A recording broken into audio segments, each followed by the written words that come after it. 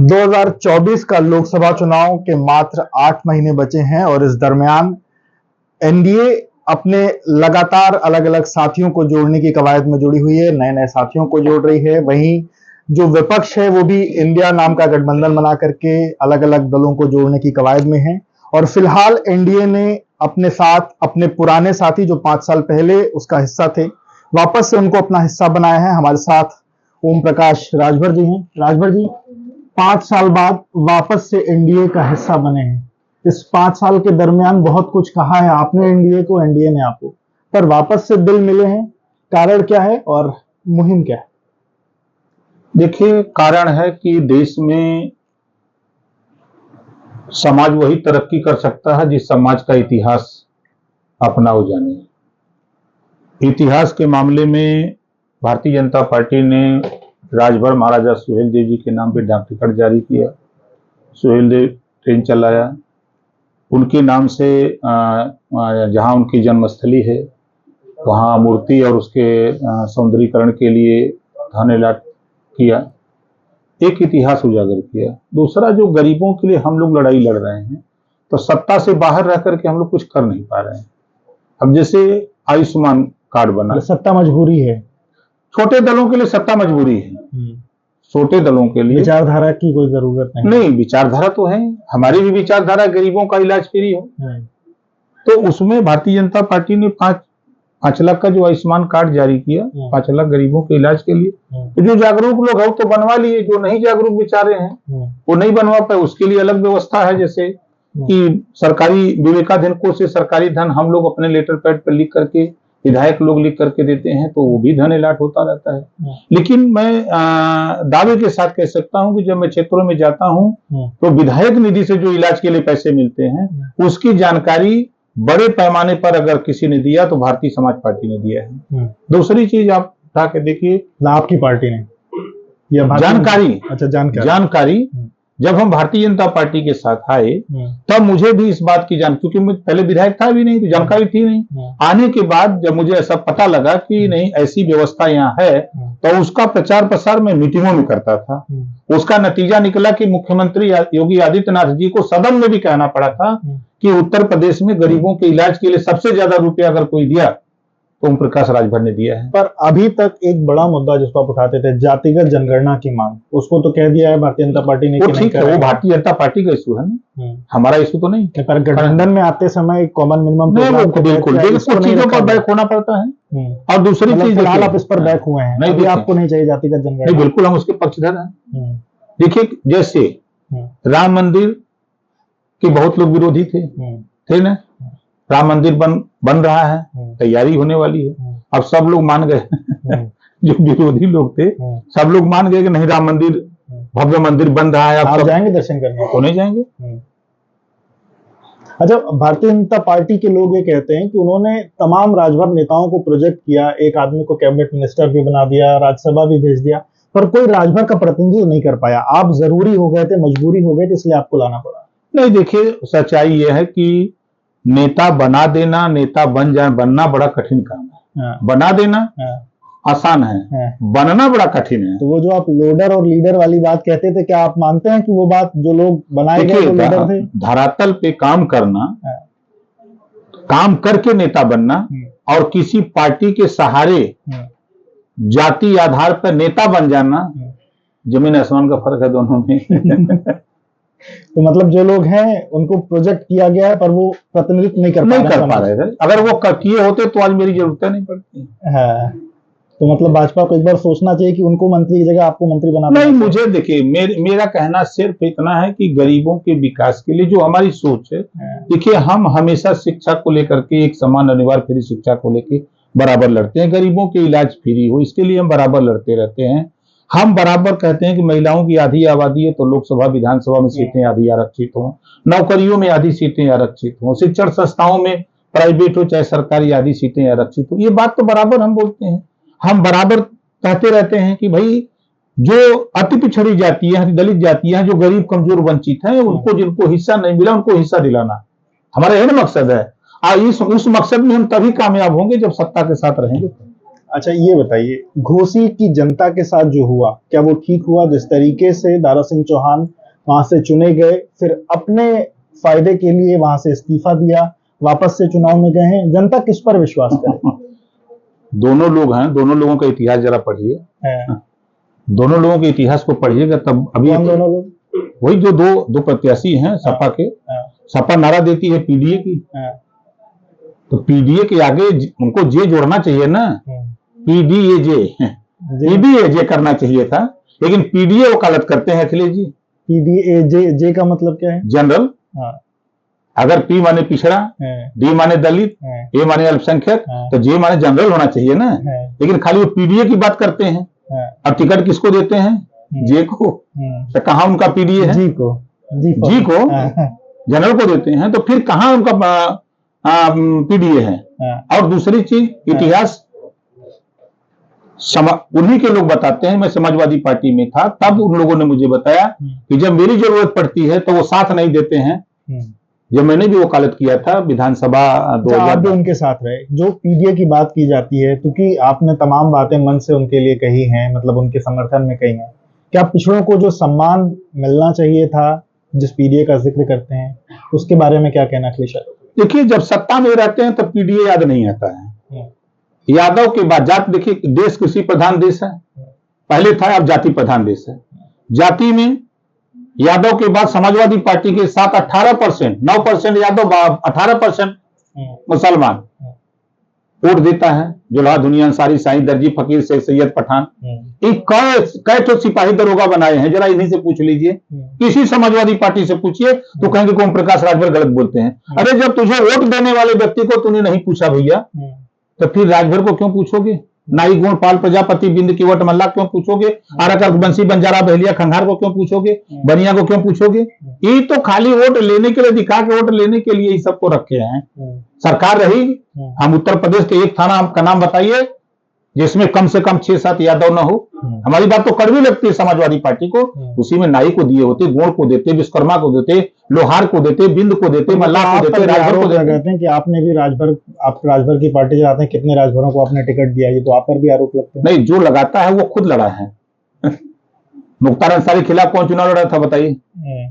Mahendra Rajbhar 6000 vote से हारा। मैं महेंद्र राजभर पर भी आऊंगा। नहीं, मैं 6000 वोट से हारा ना। अब उसके बाद चलिए, कम से कम 150 से ज्यादा टिकट हमने अब तक राजभर को हम लड़ा चुके, चाहे वो लोकसभा का चुनाव हो चाहे विधानसभा का। महेंद्र राजभर का आपने जिक्र किया, वो भी वहां से ताल ठोक रहे हैं, चुनाव लड़ रहे हैं। राजभर कम्युनिटी किसको वोट करेगी? आपका प्रतिनिधित्व जिस वोटर का आप जिक्र करते हैं, तकरीबन 50,000 के करीब में वोटर है घोसी विधानसभा में, किसकी तरफ?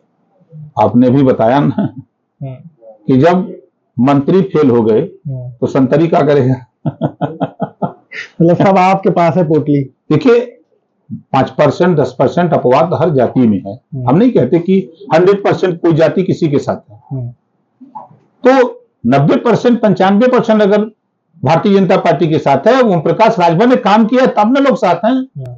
आज पूरे देश में राजभर की पहचान किसने दिलाई?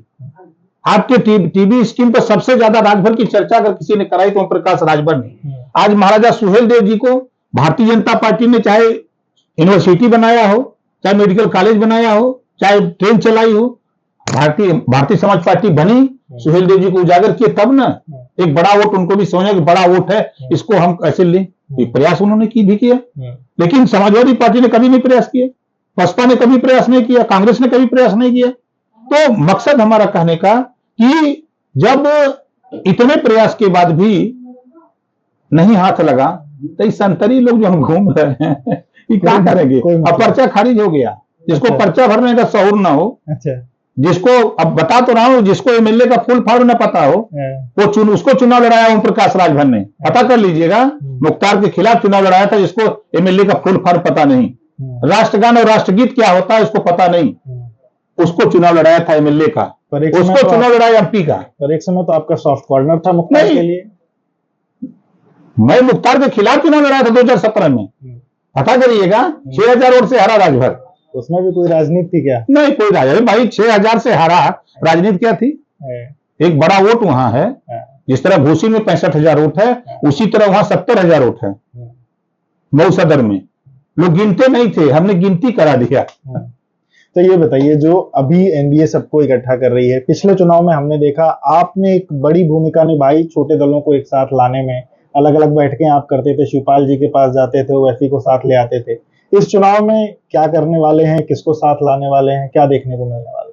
देखिए, लगभग जो जनाधार की पार्टियां हैं, क्षेत्रीय पार्टियां, वो सभी लगभग एनडीए में शामिल हो गई।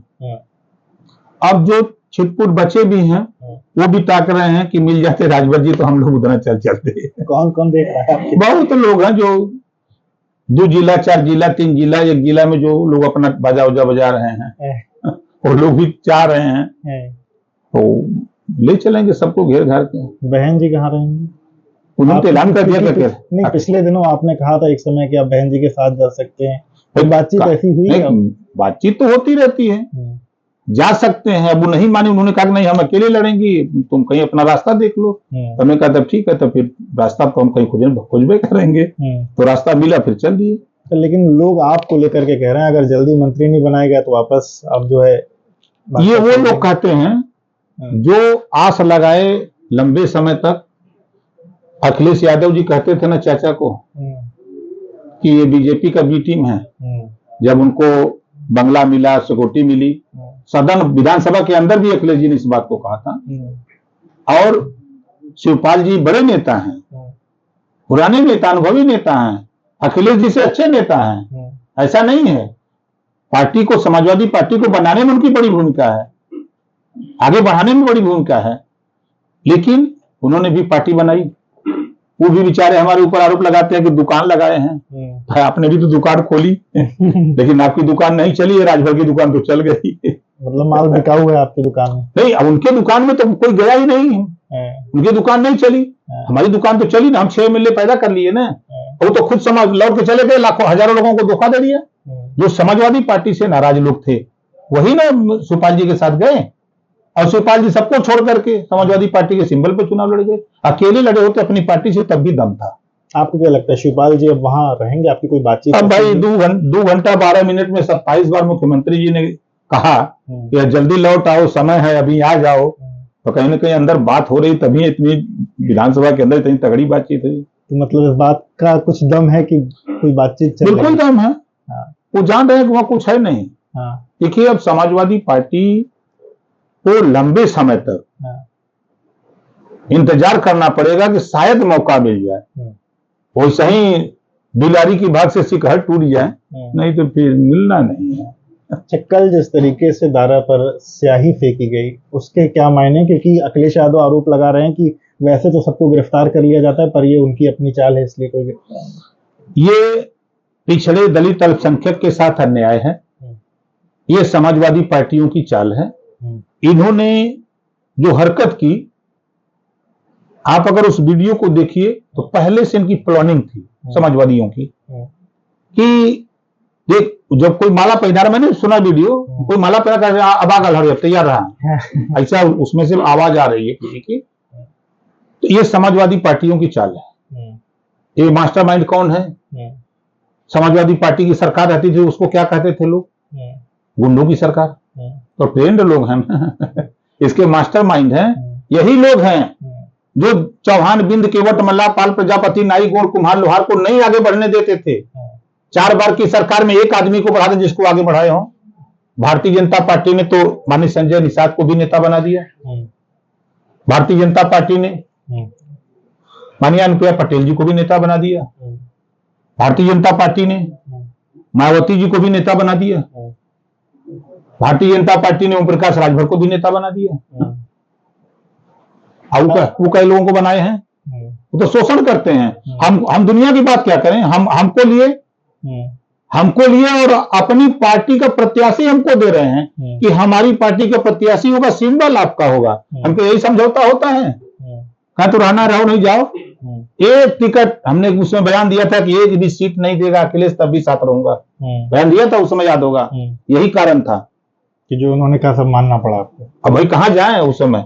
अब अंतिम चौड़ चढ़ के जाए कहाँ? हमने कहा चलो भाई किसी तरह जान बचा लो, चुनाव के बाद फिर देखा जाएगा। अच्छा, आपने उनको कहा कि गुंडों की पार्टी के तौर पर वो माने जाते थे। आपका भी एक पुराना बयान था जिसमें आपने कहा कि सबसे बड़े गुंडा आप हैं, जिस पार्टी के साथ आप हैं वो गुंडों का समापन कर रही है, ये कैसे फिर सामंजस्य नहीं, कैसे बैठ रहा देखिए है?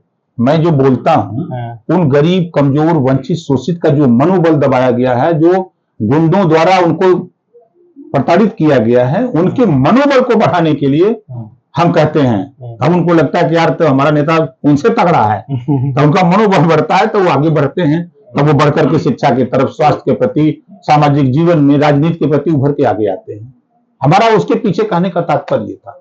आखिरी सवाल, आपके आने के बाद अब आप क्या देख रहे हैं? एनडीए ओवरऑल कितनी सीटें, उत्तर प्रदेश बिहार में कितना इम्पैक्ट पड़ेगा, कितनी सीटें आ रही हैं एनडीए? देखिए मैं नहीं था, मैं और सपा और बसपा मिल के लड़े, दोनों के पास वोट है।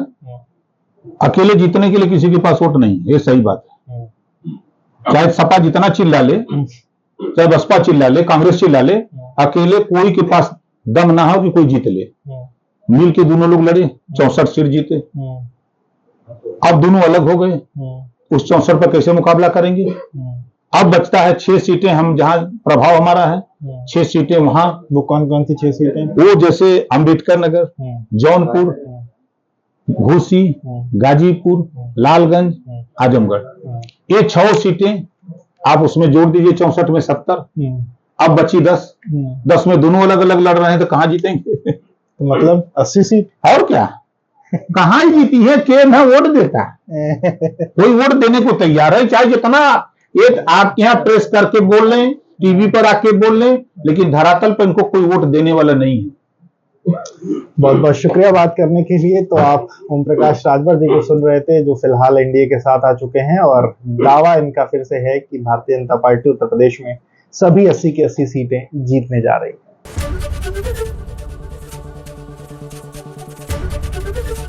एबीपी गंगा, खबर आपकी, जुबान आपकी।